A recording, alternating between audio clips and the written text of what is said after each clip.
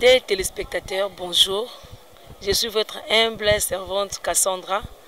Je suis très contente d'être là aujourd'hui devant vous pour vous parler de notre ONG ACCF, Assistants Chrétiens Sans Frontières. De quoi oyo biso na kata ONG na biso toza capable ya kosala na mwa muke onzamba zo sunga. Toza na ONG oyo to sunga ka ba orphelin, ba veuve, ba tebele bele bano baza délaissé, ba baza bana balabala. Et lelo tozi opportunité ya koya liboso na bino parce que toza na posa assistance na bino. Lelo nazanga mon côté, je suis accompagné de mes frères et sœurs, de deux jeunes filles. Au moko za na gauche nanga, moko za na droite nanga. Bato ozo mona baza na plateau nanga. Toye parce que toza na posa assistance na bino. Parce que na biso moko to moni to mekaki, toza na posa kosunga, toza na bato baza na liboso pona kosunga, mais to mekaki en tout cas tozo kokate. Toye liboso na bino lelo parce que toza na posa lisungi na bino soki bokoki kosunga biso à travers au muke au nzambe ate na maboko na bino. Eza ONG moko totambola ke longo na église la joie de l'Éternel. O to senga ke pe lisungi na kati ya église wana la joie de l'Éternel pona ko tame forte na bango. O pe ba mekai ko sunga biso mais ekokite. Lelo naza liboso na ngai na bano baza na gauche na ngai pe na droite na ngai, bano nzamba linga kito sunga. Bano baza ba délaissé. Makoki ezate pona bango na ba famille ya kotangisa bango ya kozwa bango en charge. Biso na mwa muki onzamba zo pesa biso to mona ke to koya kozwa bango to aider bango to sunga bango enfin que lobby pe ba koma batu o ba kozala utile na société na biso. À ma gauche nazana o ba bengi Normi, ya Normi bonjour. Bonjour. Ça va bien. À droite nazana ya Ange. Ya Ange bonjour. Bonjour. Ça va? Ça va bien.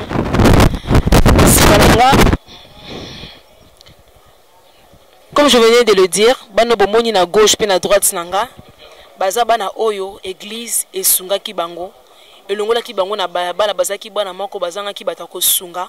Banda ko tambola na balabala nde église ezwa ki bango. Eye na bango na kati église nde etindi bango na kati ya ONG na biso ACCF. Biso to yambaki bango parce que vision na biso za ya koyamba ya kosunga pe ya kolakisa bango métier. Mais na biso moko to moni makoki ezate, to moni lisungi toza nango eza insuffisant. Yango lelo to telemi na esika o pona kosenga assistance na bino. So boko kosunga biso de loin là où vous êtes et kosunga biso to salisa bana oyo batanga classe basala oyo eza posa na bango afin que lobby pe bakoma bato. Nazo passer micro na Normi parce que nazana oya kolobate ye moko aza présente pona kolobela bino oyo nzamba asali pona ye pendenga komi na kati ya association na biso ACCF. Ya Normi, est-ce que ko kolobela bande komuke bisiko wutaki ndongo komi pe o nini ozana posa basalela yo. Merci pour la parole. Na présence comme là, ya Normi. Donc, Dozaki. Je me place, mon nom c'est Sœur Nomi. Dozaki Libanda. Donc, de bande ko sa vie mon Ozaki âge na te bande ko sa vie ya kindumba. Bande ko lukanga moko ko milesa soki na lete soki na lukite moyena lete ki ko kutana na batu de ba ki bazokinga ba memakinga na église o la joie de l'Éternel. Ne la joie de l'Éternel zokinga etindinga ya nini na ONG moko ACCF de bazo biso bayambaki biso to koma bana to bana baki na besoin baki na posa elomo ona zona o besoin bosunga biso na besoin ko sa si kokomo ka baninga ndi bazapo na bi lobby na bi avenir na lobby ko za malamu so ne sali ba yo na yesu pesa bino merci ka biso te bino pe bosunga biso.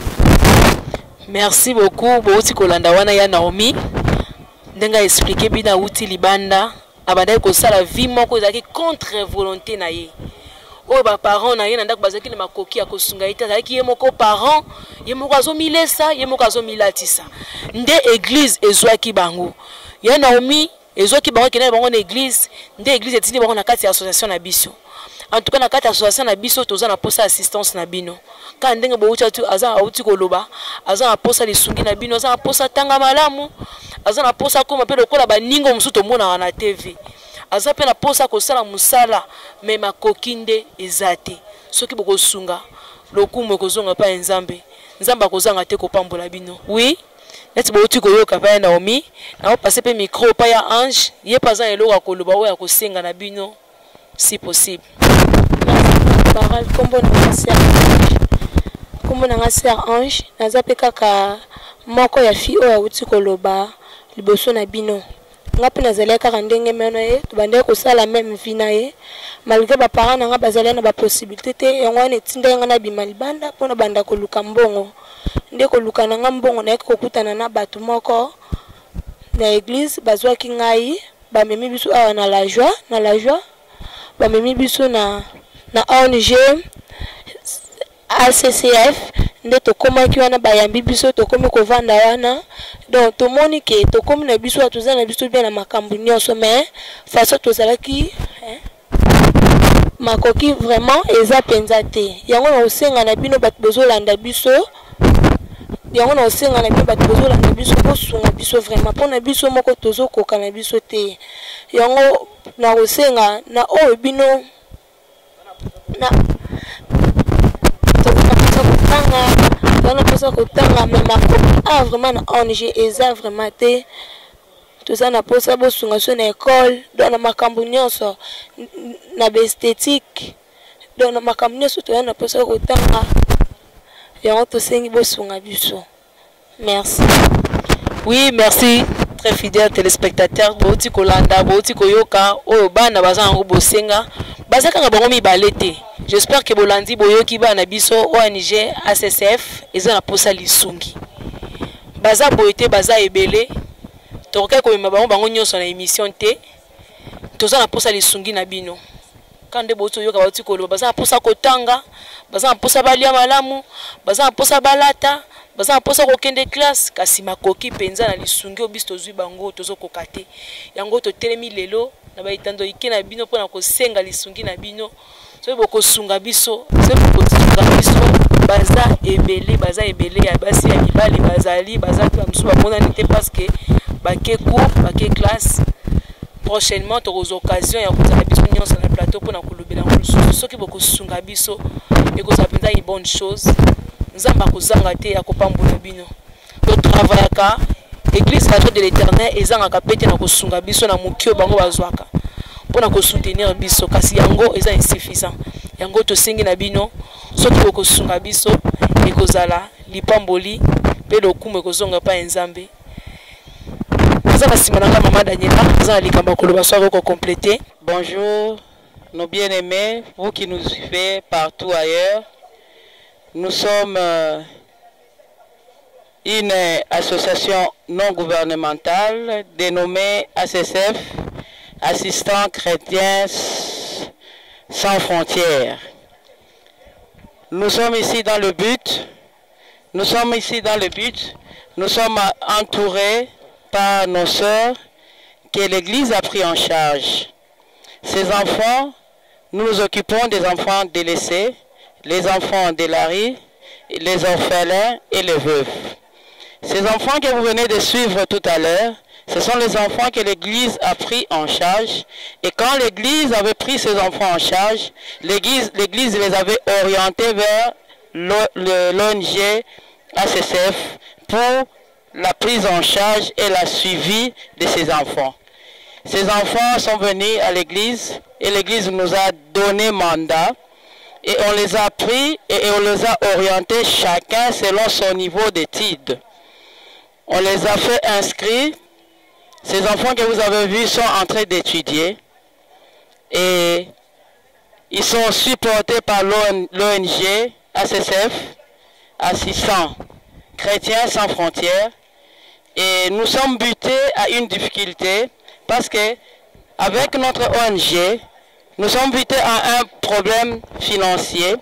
Ces enfants ont besoin de ce que nous appelons le besoin élémentaire, c'est-à-dire la survie, s'habiller et leur logement. Comme ils sont là, on est buté à un problème parce qu'ils doivent être nourris, scolarisés et les besoins de manger parce que ce sont des êtres humains. Mais nous sommes butés, raison pour laquelle nous recourons à vous, les hommes et les femmes de bonne volonté. Si vous pouvez penser que quelque part au Congo, il y a une ONG qui a pris en charge les enfants, si vous pouvez nous soutenir financièrement, matériellement, physiquement, avec tout ce que vous pouvez avoir comme don, comme legs, pour que nous puissions continuer à protéger et à faire étudier ces enfants qui sont à notre charge et que l'Église de temps en temps nous donne un peu de moyens. Nous recourons à vous, vous qui avez la bonne volonté, pour le prendre en charge parce qu'elles doivent étudier. Il y a des écoles, il y a des locaux, nous avons besoin de bons, nous avons besoin de matériel didactique pour que ces enfants puissent étudier dans de bonnes conditions. S'il y a moyen, nous sommes disposés pour recevoir cela, pour que nous puissions fonctionner nous-mêmes et avoir le moyen, l'amabilité de prendre d'autres enfants pour les orienter vers le métier. Et faire aussi les études humanitaires normales, les cycles secondaires. Mais ces enfants que nous avons, les autres, nous avons orientés vers le métier, l'esthétique, la coupe et couture. Il y a des garçons qui peuvent faire aussi la mécanique, l'électricité. Mais il y en a aussi, comme nous sommes réunis ici, l'auto-école. Comme nous sommes réunis ici, c'est parce que les autres se retrouvent maintenant à l'école, raison pour laquelle nous sommes un peu limités. Mais prochainement, sur notre plateau, nous serons à mesure de vous présenter bon nombre de ces enfants qui, à cette heure, sont sur le chemin de retour parce qu'ils sont de l'après-midi. Ces deux ici, ces trois ici, ils sont de l'avant-midi. Raison pour laquelle nous recourons à vous. We need help about you. Because you must to continue with our project to keep children and the women without nothing, without